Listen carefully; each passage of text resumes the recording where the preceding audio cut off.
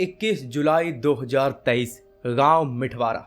उस दिन वहां एक ऐसी घटना घटी जो कि मानो वहां का ये तो अब चलन ही बन चुका हो, क्योंकि उस गांव के अंदर रहने वाले एक व्यक्ति अब्दुल राशिद, जो कि अभी उस समय गांव से बाहर थे, यानी किसी और गांव गए हुए थे, तो अचानक से उन्हें कॉल आता है उसी गांव का।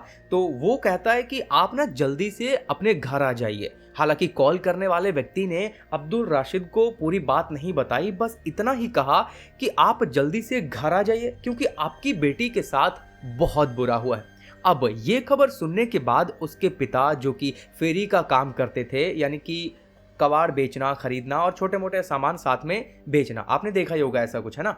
तो अब ये खबर सुनने के बाद उस पिता से रहा नहीं जा रहा था, तो इसीलिए सब कुछ छोड़ छाड़ के वो सीधे अब अपने घर की तरफ निकल जाते हैं। अब घर पहुंचते हैं तो वो देखते हैं घर के बाहर काफी भीड़ लगी हुई है। ये देखकर उनकी चिंता और बढ़ जाती है, और जैसे वो भीड़ को चीर करके अपने घर की तरफ आगे आते हैं तो वहां का जो नजारा वो देखते हैं, उनके पैरों तले से जमीन खिसक जाती है, क्योंकि उनकी बेटी आसिफा, जिसकी उम्र अभी महज 17 वर्ष थी, और घर के बाहर जहां पे मतलब नाला सा बना होता है कपड़े धोने और बर्तन धोने के लिए, वहीं पर वो गिरी पड़ी थी। और जो वहां का आसपास का पानी था वो बिल्कुल लाल हो गया था, क्योंकि वहां सिर्फ उसका धड़ था, ये वाला हिस्सा नहीं।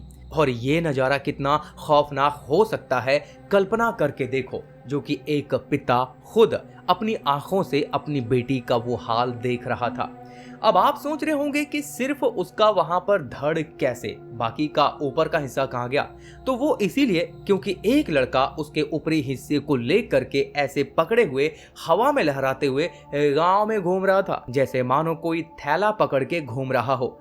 पर क्यों और कौन था वो शख्स जो इतना निर्दयी हो सकता था, और इस घटना के पीछे की असल वजह थी क्या? अब देखो, इसके पीछे की वजह जो भी है वो जानने के बाद आप में से यहाँ पे जितने भी लोग वीडियो को देख रहे हैं वो दो पक्ष में डिवाइड हो जाएंगे। कुछ लोग तो ये कहेंगे कि हाँ, जो भी कुछ हुआ, जिसने भी किया वो सही किया, और कुछ लोग ये कहेंगे नहीं यार, मतलब जो भी कुछ हुआ वो नहीं होना चाहिए था, इसके अलावा कुछ और भी सोल्यूशन हो सकते थे।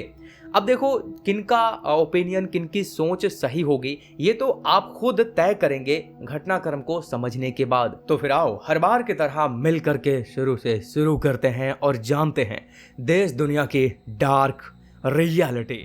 उत्तर प्रदेश, जिला बाराबंकी, थाना क्षेत्र फतेहपुर, उसी जिले के अंतर्गत आने वाला एक गांव मिठवारा। इस गांव में हर घर की तरह वैसा ही एक घर भी मौजूद था, जहां पर खुशहाली तो थी, लेकिन उसी खुशियों के बीच एक अंधकार छिपा हुआ था। खैर, इस गांव में एक घर था जिसके मुखिया थे अब्दुल राशिद, जिनके घर आसिफा का जन्म हुआ था। आसिफा अपने जीवन में बिल्कुल सही तरीके से जिंदगी को जीती जा रही थी, जिसके जीवन में अभी तक कोई दिक्कत नहीं आई थी। उसका दिन भर का काम होता था घर के कामकाज करना और बाकी की कामकाज में हाथ बटाना, और वो कभी कभी बकरियां चराने भी जाया करती थी, जहां उसे थोड़ी बहुत आजादी मिलती थी, लेकिन ये भी एक सीमित आजादी थी। अपने परिवार की इज्जत का बोझ, अपने भाइयों का ध्यान और अपने पिता की शक्ति, ये सब उसकी जिंदगी के हिस्से बन चुके थे। जैसे जैसे वो बड़ी होती गई, उसे यह एहसास होने लगा कि उसके हर कदम पर उसके घर वाले नजर रखते हैं। हर छोटी छोटी बात पर, हर छोटे छोटे कामकाज पर उसे रोकना टोकना, समाज में इज्जत को लेकर बातें करना, यह सब उसकी जिंदगी का मानो एक बोझ वाला हिस्सा बन चुका था। लेकिन आगे चल करके एक नया मोड़ तब आता है जब उसकी मुलाकात गांव के ही एक लड़के चंद बाबू से हुई थी। पहली मुलाकात में उन दोनों के बीच कोई बात नहीं हुई थी, दोनों ने बस एक दूसरे को देखा था, लेकिन इस छोटे से लम्हे ने उनके दिल में कुछ अलग ही असर छोड़ा था। जैसे जैसे वक्त बीतता गया, दोनों की मुलाकात धीरे धीरे बढ़ती गई। गांव के गलियों और कभी कभी खेत खलिहानों और रास्तों में उनकी मुलाकात होने लगी। पहले ये मुलाकातें संयोग से हो जाती थी, लेकिन धीरे धीरे ये मुलाकातें एक अलग ही रूप लेती चली गई। फिर वो जानबूझकर मिलने लगे। आसिफा का दिन अब चंद बाबू से मिलने के इंतजार में ही बीतने लग जाता है, और फिर धीरे धीरे उसके रिश्ते में और मजबूती आने लग जाती है। दोनों ने एक साथ जिंदगी बिताने के अब ख्वाब बुनने शुरू कर दिए थे। आसिफा के लिए यह रिश्ता बहुत ही खास था। उसे लगने लगा कि चंद बाबू उसका सबसे करीबी साथी है। वह साथी जो उसके दर्द में हर मोड़ पर उसके हर खुशियों में शामिल रहता है। कुछ समय फिर ऐसे ही बीता। यह रिश्ता गांव वालों में चर्चा का विषय बन गया, यानी कि उनकी प्रेम कहानी गांव वालों को पता चल गई।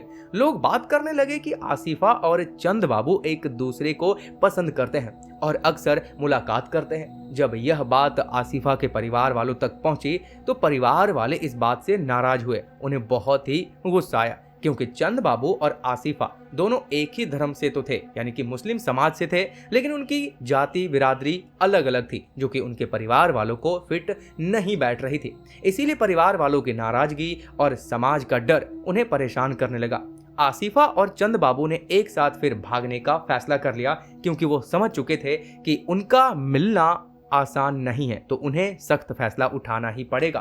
तो इसीलिए उन्होंने अब बिना किसी को बताए 25 मई की रात आसिफा और चंद बाबू गांव छोड़ करके निकल गए। यह फैसला उनका सबसे बड़ा और सबसे मुश्किल कदम उनके लिए था, लेकिन उन्होंने उठाया। अगले ही दिन जब परिवार वालों को आसिफा की गैर मौजूदगी का पता चला तो घर में हड़कंप मच गया। परिवार वालों ने फतेहपुर थाना में जाकर के फिर शिकायत दर्ज करवाई, यानी कि अपनी बेटी की गुमशुदगी की रिपोर्ट दर्ज करवाई, जिसके बाद पुलिस ने जांच शुरू की, जो कि 4 दिन के बाद 29 मई को पुलिस ने उन्हें ढूंढ निकाला। चंद बाबू को हिरासत में लिया गया और अपहरण के आरोप में थाने में डाल दिया गया, यानी कि जेल में, क्योंकि आसिफा के घर वालों ने चंद के खिलाफ अपहरण का मामला दर्ज करवा दिया था। तो इस मामले के तहत उसे जेल जाना पड़ा, जबकि आसिफा को उसके परिवार वालों के साथ पुलिस वालों ने सही सलामत वापस भेज दिया। जिसके बाद चंद बाबू और आसिफा का मिलना जुलना एकदम बंद हो गया। घर वापस आने के बाद आसिफा के लिए जीवन का हर एक दिन बिताना बिल्कुल ही कठिनपूर्ण लगने लगा, मतलब पहाड़ की तरह लग रहा था। अपने परिवार के बीच रहते हुए भी उसका ख्याल सिर्फ चंद बाबू में ही डूबा रहता था। वो समझ नहीं पा रही थी कि समाज के इन नियमों और परंपराओं के कारण उसे अपने प्यार की बलि क्यों देनी पड़ रही है। हालांकि कुछ समय बीतने के बाद चंद बाबू अब जेल से रिहा हो जाता है, लेकिन अभी ये कहानी अधूरी थी, जिसे पूरा करना बाकी था। और अब आया वह दिन जिसका जिक्र हमने शुरुआत में किया ही था, यानी कि 21 जुलाई 2023। जिस अवस्था में आसिफा को देखा गया था वो वास्तव में बहुत ही भयानक था।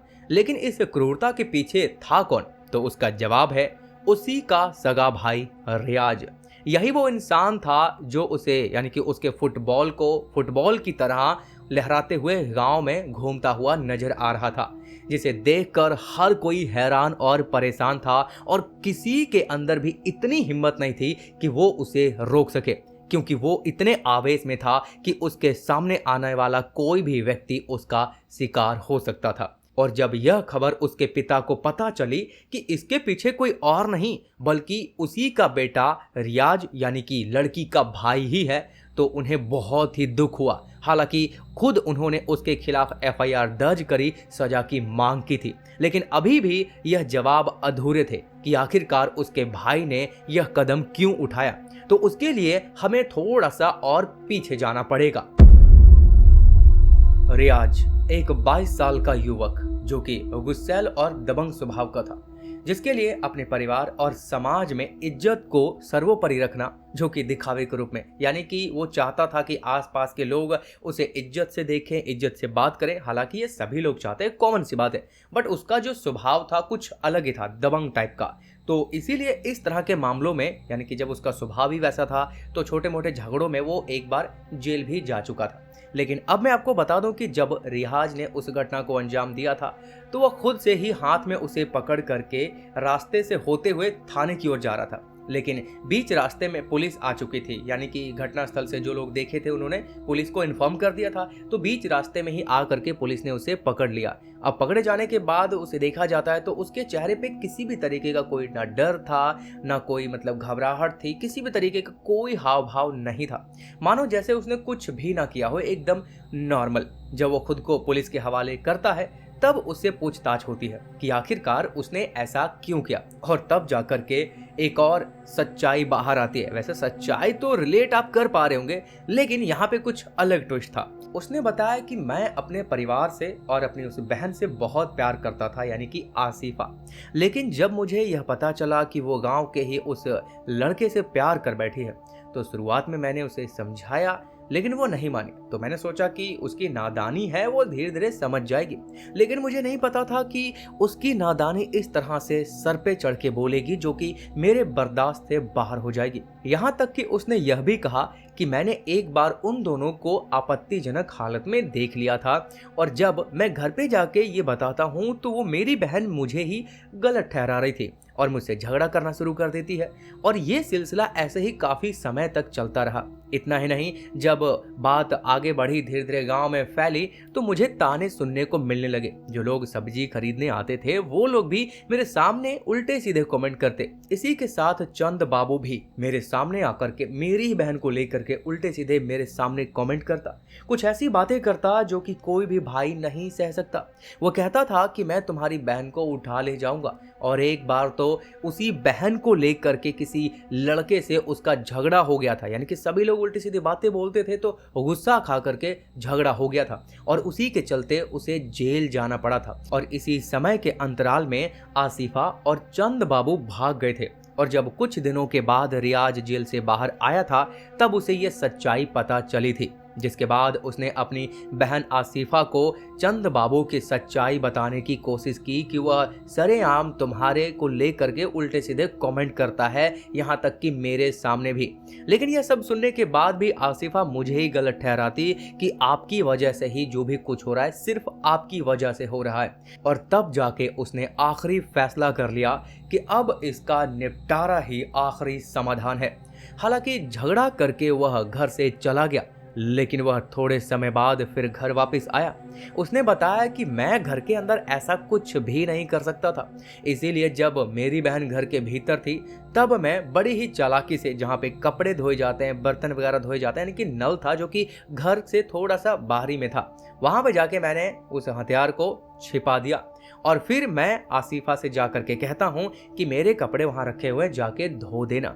और फिर वो जब बाहर जाके नल के पास बैठी, कपड़े धोना शुरू की और कपड़े धोने के धुन में मगन हो गई, तब जा करके मैंने चुपके से उसे निकाला और उसके ऊपर 50 बार लगातार मेहनत करनी पड़ी, तब जा करके वो मेरे हाथ में आया। और फिर जाकर के वो अपने हाथों में ऐसे लटका करके सरेआम लहराते हुए घूमता रहा, ये दिखाने के लिए ताकि सबको समझ में आए, खास करके उस लड़के को, कि अगर ऐसा वो दोबारा करता है तो उसका भी यही हश्र किया जा सकता है। हालांकि रियाज ने यहाँ पर एक बात को लेकर के दुख जताया था कि मेरे इस कांड से मेरी जो बाकी बहनें हैं उनके रिश्तों पे असर पड़ेगा, यानी कि उनकी शादियां होने वाली थी, रिश्ते वगैरह देखे जा रहे थे। तो इस स्थिति में आकर के कोई भी नहीं चाहेगा कि ऐसे घर में रिश्ता जोड़ा जाए जहां पे ऐसी वारदात हुई है। हालांकि उसके पकड़े जाने के बाद, कबूलनामे के बाद, सब कुछ देखते हुए उम्र कैद की सजा हुई, साथ में 20,000 रुपए का जुर्माना भी लगाया गया। लेकिन अब आप लोग मुझे कमेंट करके बताइए कि आखिरकार यहाँ पर कौन सही था, कौन गलत था, किसे क्या करना चाहिए था, किसे क्या नहीं करना चाहिए था, इसके अलावा कोई और समाधान था या नहीं। अपनी सूझबूझ से प्लीज कमेंट करके बताइए और चैनल को सब्सक्राइब करके वो घंटी बजाइए। बाकी मैं कहूंगा कि जो भी चीजें मैं आपको इस वीडियो में या कभी भी एज ए प्रमोट के थ्रू बताता हूं तो हर चीज में रिस्क होता है, तो अपने रिस्क पे जो भी चीजें करें थोड़ी अपनी सूझबूझ का इस्तेमाल करते हुए करें। तो फिर मिलते हैं अगली वीडियो में, तब तक के लिए बने रहे हमारे साथ। जय हिंद।